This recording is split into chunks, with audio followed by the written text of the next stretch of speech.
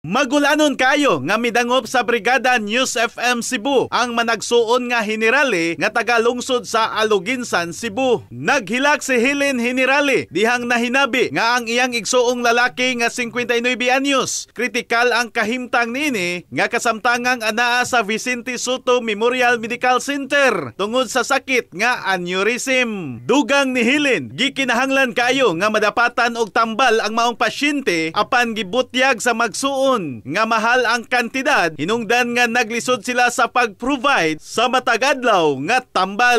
Nanawagan karon ang magsuong Generale nga unta adunay maluoy kanila ug adunay mutabang.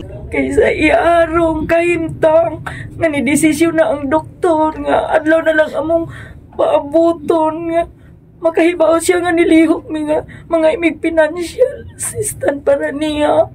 Nga makatamang mi bahalag ginagmay, sir. Walang-wala gid mayroon, sir. Basi na ay malumong kasing-kasing. Tabangan atong maguwang. Bisag maura na ato ikatabang niya kay ubahig financial. Wala man gyud tayo sa ato, Anya ami karon sa brigada, Kisa tumalumog kasing-kasing, makatabang sa akong maguwang karon na asya sa neuro. Nuktok bisyang kasing-kasing, unta. Sa ginagmay lang tabang. In the heart of changing lives, ako si Brigada Alan Tangkawan sa 90.7 Brigada News FM Cebu, the Music and News Authority.